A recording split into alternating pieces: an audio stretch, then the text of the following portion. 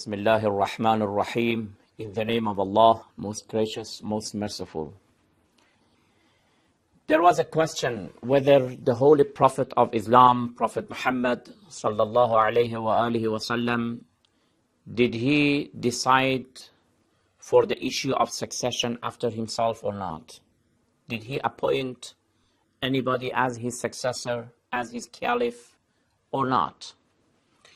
Of course, we have to either say yes or no.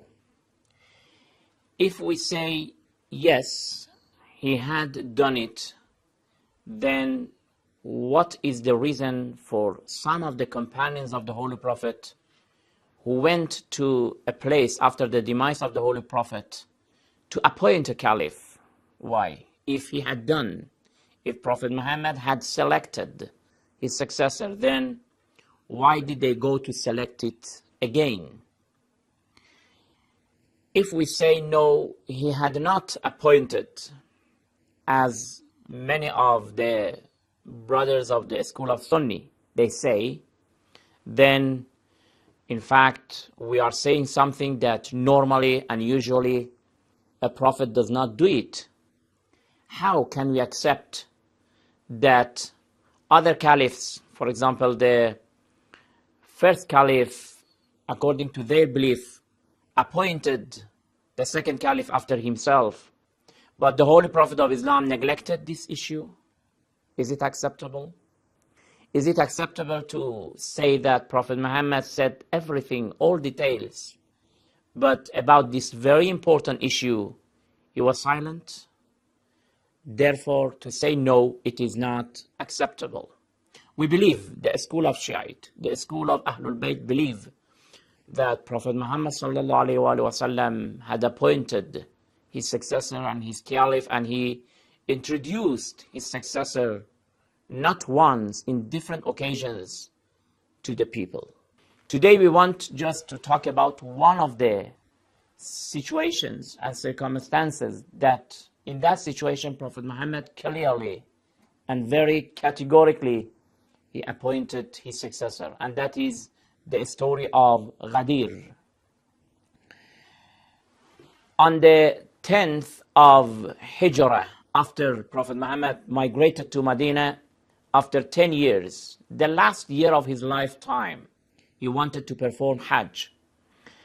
That Hajj was the final Hajj that Prophet Muhammad offered. We call it Hajjatul Wida, the final Hajj.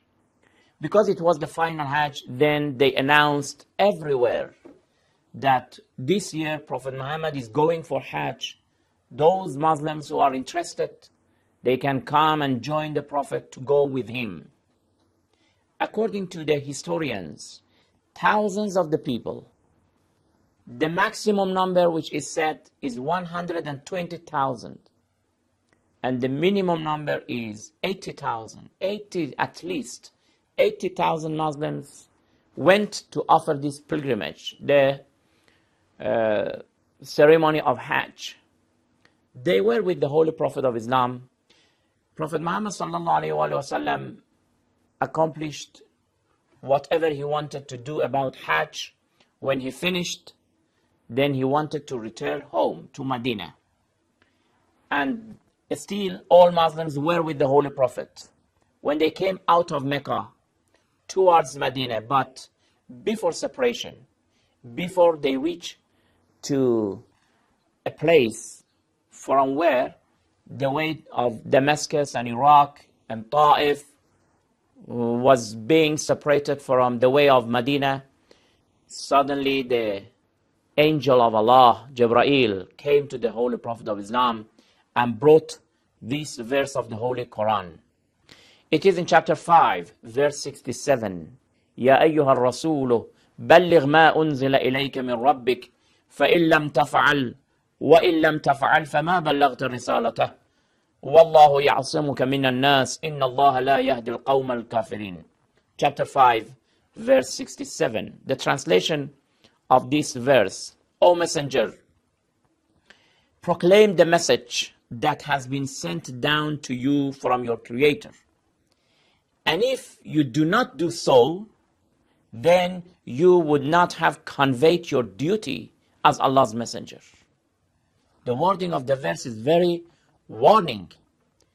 It warns the Holy Prophet that if you don't proclaim this message as if you have not done your duty and your responsibility at all, for 23 years, you have done a lot of efforts. You have suffered a lot.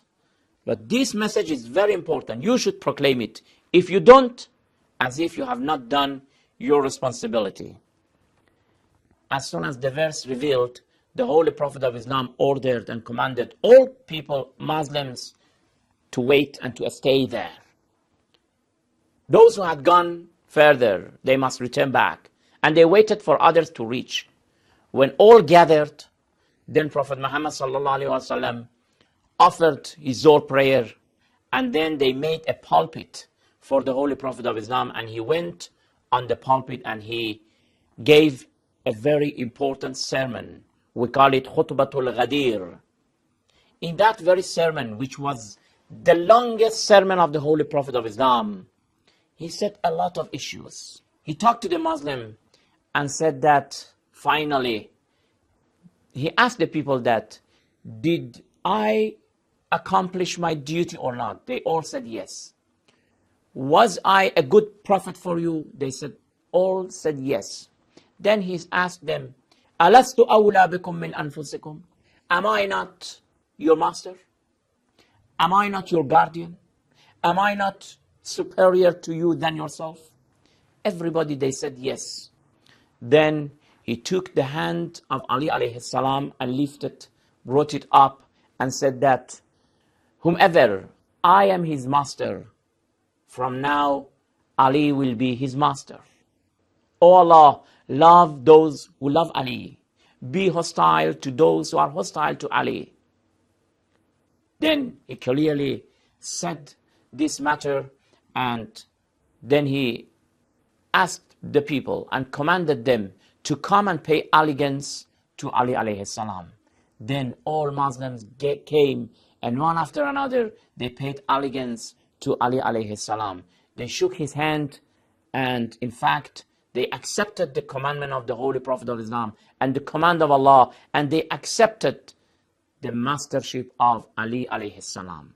We will continue with this story in next program. Until then, thank you very much. Wassalamu alaikum wa rahmatullahi wa barakatuh.